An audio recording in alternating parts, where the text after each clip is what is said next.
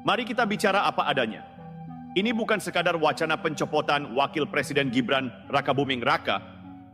Ini sabotase politik yang dibungkus dengan embel-embel keprihatinan nasional. Padahal yang sebenarnya terjadi, sakit hati yang tidak selesai, dendam politik yang belum tuntas, dan ambisi kekuasaan yang kelewat lapar. Purnawirawan yang dulu dielu-elukan karena jasa, hari ini malah jadi alat. Alat dari siapa? Dari Anies Baswedan, yang masih belum bisa terima kenyataan kalau mimpinya jadi presiden dipatahkan rakyat lewat kotak suara. Dan parahnya mereka berkoar-koar seolah-olah sedang menyelamatkan bangsa. Padahal yang ingin mereka selamatkan cuma satu, kepentingan politik Anies dan jaringan antek-antek Yaman yang berdiri di belakangnya. Ya, ini bukan bualan. Kita tahu betul arah aliansi politik Anies selama ini.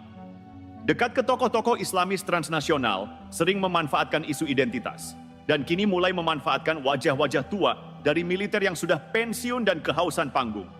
Mereka ingin Gibran diturunkan, hanya karena ambisi Anies ingin naik lagi. Mereka ingin Gibran disingkirkan, padahal konstitusi tak pernah memberi ruang untuk pencopotan hanya berdasarkan selera dan opini kelompok kecewa. Sekarang pertanyaannya, sejak kapan dendam pribadi bisa jadi dasar mengubah susunan pemerintahan?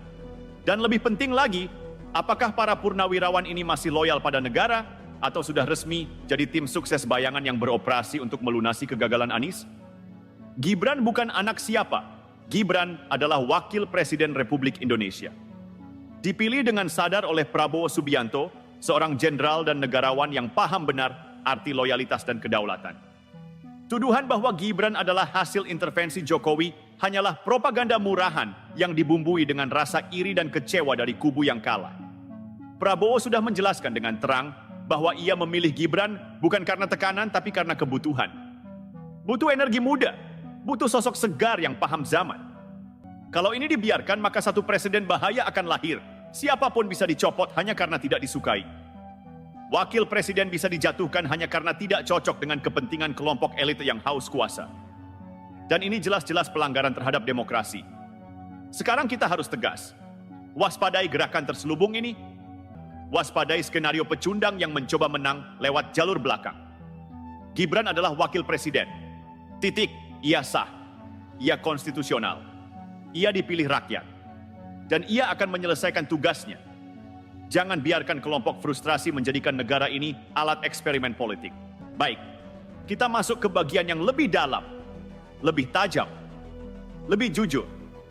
Karena hari ini publik berhak tahu siapa sebenarnya yang bermain di balik layar.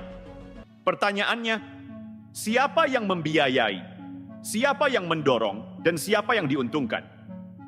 Jawabannya berputar ke satu nama, Anies Baswedan.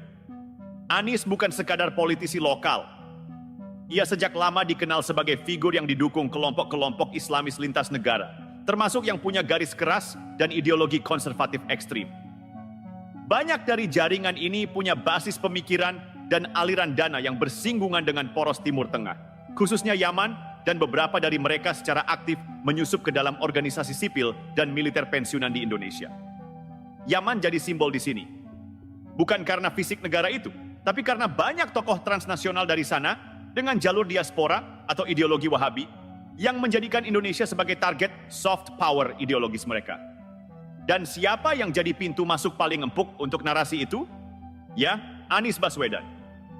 Retorika religiusnya, citra islaminya, dan manuver politik identitas yang sudah pernah terbukti waktu Pilkada DKI dulu adalah contoh konkret bagaimana ia pandai memanipulasi sentimen keagamaan demi kekuasaan. Kini, ia mencoba strategi yang sama, tapi kali ini dengan menggandeng purnawirawan yang kecewa dan sudah habis masa pakainya dalam pengaruh militer aktif.